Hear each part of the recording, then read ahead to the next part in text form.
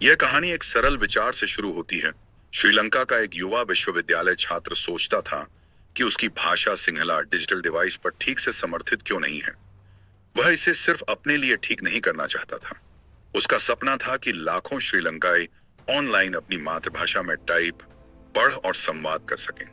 किसी को यह अंदाजा भी नहीं था कि यही जिज्ञासा एक ऐसी यात्रा की शुरुआत करेगी जो श्रीलंका के डिजिटल परिदृश्य को हमेशा के लिए बदल देगी।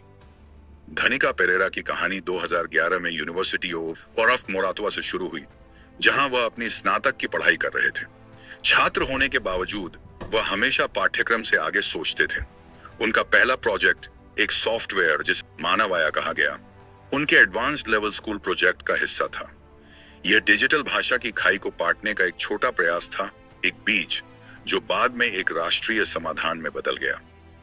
विश्वविद्यालय के वर्षों में उनकी यह लगन जारी रही। जब उन्होंने एसआईटी ब्राउजर बनाया जो वेब पर सिंहला भाषा का समर्थन देता था। यह विचार तब गति पकड़ा जब उन्होंने 2011 में AITI स्टार्टअप इंक्यूबेटर, अब MITGSL में शामिल हुए। वहां उनका project M billion south Asian award जीतने में सफल रहा और इसी के साथ भाषा कंपनी का औपचारिक रूप से आरंभ हुआ, जिसमें SCTT ब्राउजर प्रमुख उत्पाद था। शुरुआत आसान नहीं थी। धनिका को एक अजीब समस्या का सामना करना पड़ा। उन्होंने सेट ब्राउजर को वाणिज्यिक रूप से लॉन्च किया, जबकि उनके पास एंड्रॉयड डिवाइस नहीं था। सभी परीक्षण सिम्युलेटर पर किए गए। फिर भी उम्मीद के विपरीत उपयोगकर्ताओं ने उनके काम को अपनाया। अपने व्यक्तिगत 2012 में उन्होंने एक बड़ा कदम उठाया। भाषा को औपचारिक रूप से पंजीकृत किया गया और हेलाकुरु लॉन्च हुआ। SCTT ब्राउजर के विपरीत हेलाकुरु ने उपयोगकर्ताओं को सिर्फ सामग्री देखने नहीं, बल्कि सक्रिय रूप से सिंहला में संवाद करने की सुविधा दी। यह श्रीलंका की डिजिटल क्रांति में एक छोटा लेकिन क्रांतिकारी कदम था। सिर्फ शानदार विचार ही पर्याप्त नहीं होते, वित्तीय बाधाएं भी आती हैं। प्रारंभ में हेलाकुरु पारंपरिक विज्ञापन के माध्यम से राजस्व उत्पन्न करने में संघर्ष कर रहा था। धनिका ने सिंहला वर्ड प्रेडिक्शन जैसी प्रीमियम सुविधाओं का प्रयोग किया, लेकिन उपयोग धीमा था, मुख्य रूप से तकनीकी जटिलताओं के कारण। 2017 में जब भाषा ने थीम्स और UI सुधार जैसी अनुकूलन सुविधाएं पेश की, तो अचानक 2 लाख से अधिक उपयोगकर्ताओं ने प्रीमियम फीचर्स के लिए सदस्यता ली, जिससे हेलाकुरु एक व्यावसायिक सफलता बन गया और आगे उत्पाद नवाचार संभव हुआ। भाषा के मुद्दे को हल करने के दौरान धनिका ने श्रीलंका में एक और महत्वपूर्ण समस्या देखी, ऑनलाइन भुगतान। पेपाल जैसी सेवाएं स्थानीय स्तर पर उपलब्ध नहीं थी और व्यवसायों के पास भरोसेमंद डिजिटल लेन देन के तरीके नहीं थे। इसे हल करने के लिए धनिका ने अप्रैल 2016 में भाषा से एक स्पिन ऑफ के रूप में पेहियर की स्थापना की। पेहियर श्रीलंका का पहला सेंट्रल बैंक स्वीकृत पेमेंट एग्रीगेटर बन गया, जो 3000 से अधिक व्यवसायों के लिए सुरक्षित ऑनलाइन भुगतान विकल्प प्रदान करता है। उनका विजन स्पष्ट था, हर श्रीलंकाई व्यवसाय का भुगतान डिजिटाइज करना। बैंकों के विपरीत पेहियर ने व्यापारियों को मुफ्त खाता खोलने की अनुमति दी, जिससे ऑनलाइन लेन देन सुलभ और किफायती बन गया। रास्ता आसान नहीं था। नियामक अड़चने, फंड रिम्बर्समेंट समस्याएं और परिचालन चुनौतियां धनिका की दृढ़ता की परीक्षा ले रही थी। संपाद बैंक के साथ सहयोग करके पेहियर ने इन बाधाओं को पार किया और मार्च 2018 में 500 व्यापारियों के साथ सफलतापूर्वक फिर से लॉन्च हुआ, जिससे श्रीलंका की डिजिटल अर्थव्यवस्था में एक मोड़ आया। धनिका की उद्यमिता यात्रा जुनून, धैर्य और दृढ़ता को दर्शाती है। भाषा और पेहियर स्थापित करने से पहले उन्होंने लायन ब्रिज टेक्नोलॉजीज में लोकलाइजेशन प्रोफेशनल्स के रूप में काम किया, जहां उन्होंने सिंहला भाषा सॉफ्टवेयर अनुकूलन में विशेषज्ञता हासिल की। उन्होंने वेबनेट इंटरनेशनल में सॉफ्टवेयर इंजीनियर के रूप में इंटर्नशिप भी की, जिससे उनके भविष्य के उपक्रमों की नींव मजबूत हुई।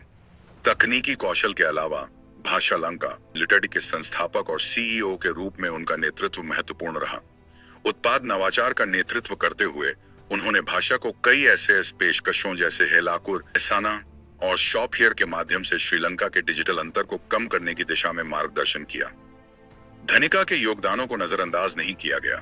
हेलाकुरु के लिए उन्हें 2011 में M billion south Asian award मिला और उनके नवाचारों के लिए ईस्वाभिमानी और NBQSA जैसे पुरस्कार भी मिले। यूनिवर्सिटी ऑफ मोरातुआ, CSSL और एस्लासकॉम ने उन्हें इमर्जिंग एंटरप्रेन्योर और most innovative ICT entrepreneur of the year के रूप में सम्मानित किया।